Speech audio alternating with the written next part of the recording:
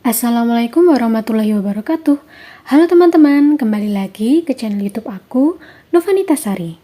Kali ini aku akan membahas soal PPPK Kebidanan part keempat. Nah, buat teman-teman yang belum bergabung di grup Hukum Kebidanan, silakan bergabung terlebih dahulu ya. Untuk linknya aku cantumkan di description box. Buat teman-teman yang ingin mempersiapkan PPPK juga boleh bergabung di grup tersebut, karena di sana aku sering upload tentang polling soal kebidanan baik UKOM maupun PPPK. Oke teman-teman, di video kali ini aku akan share ya ke teman-teman 2 soal. Jadi nggak perlu banyak-banyak ya. Jadi biar teman-teman tuh bisa merasuk ke dalam otak teman-teman semuanya, pikiran teman-teman semuanya ya, terekam di dalam teman-teman nantinya ketika mengerjakan soal gitu ya. Jadi kalau terlalu banyak takutnya kan teman-teman jadi pusing gitu ya. Oke, langsung aja kita ke soalnya.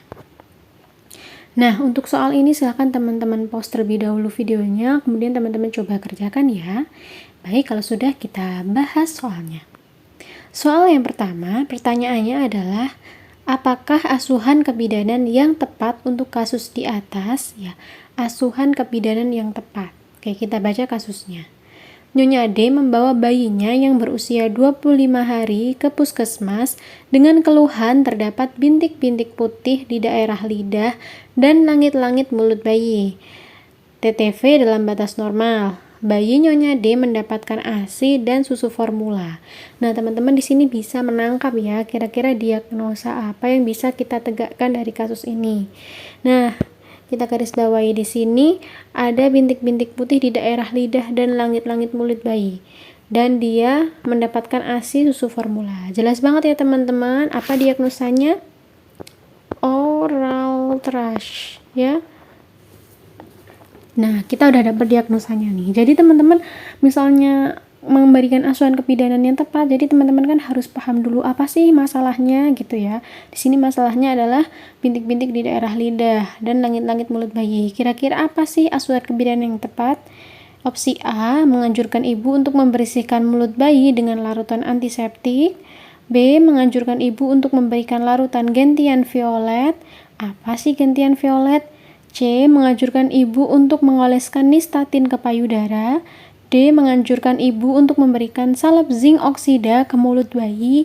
E, menganjurkan ibu untuk membersihkan mulut bayi dengan kasa dan air hangat. Nah, jawabannya agak membingungkan ya. Baik, kita bahas bersama-sama ya teman-teman ya.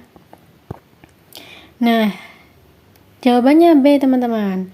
Nah, pada kasus di atas, oral thrush yang disebabkan oleh Candida albicans ya, jamur ya teman-teman.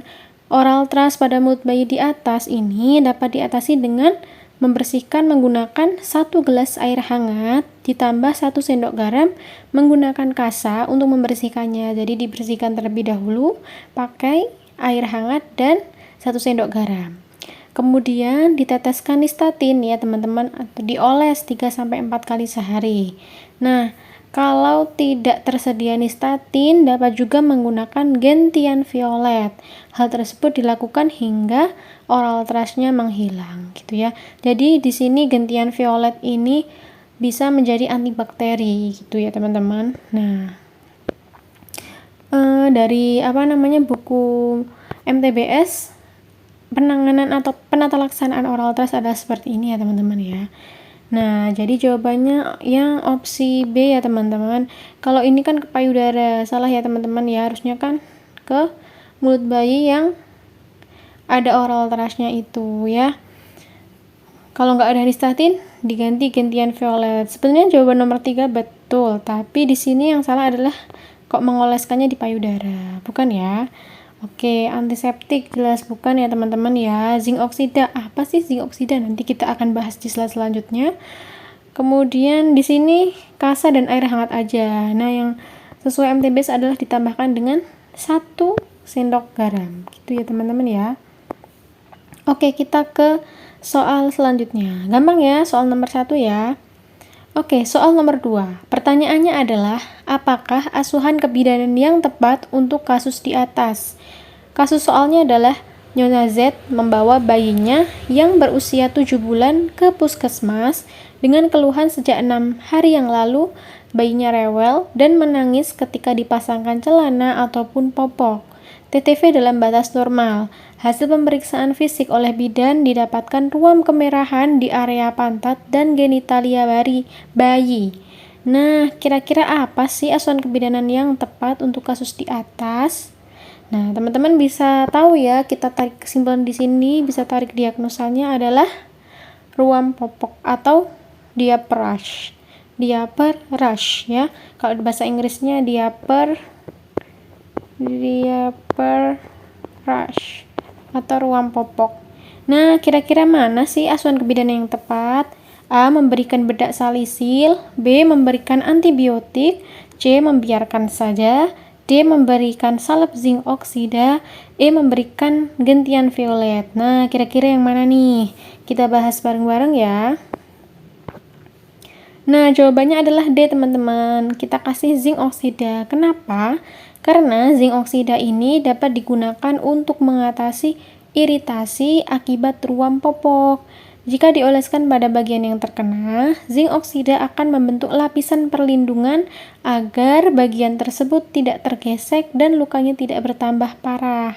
Nah, kandungan aktif pada zinc oksida ini dapat mengatasi peradangan yang bersifat ringan.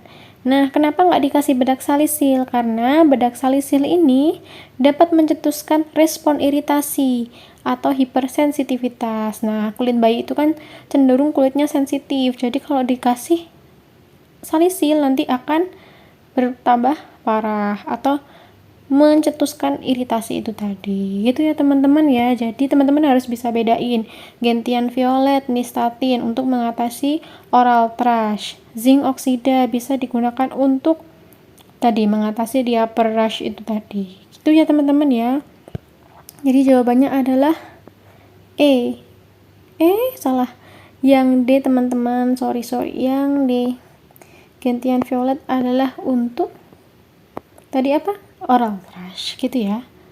Oke teman-teman, sudah di slide terakhir. Seperti biasa, tetap menjadi manusia versi terbaikmu.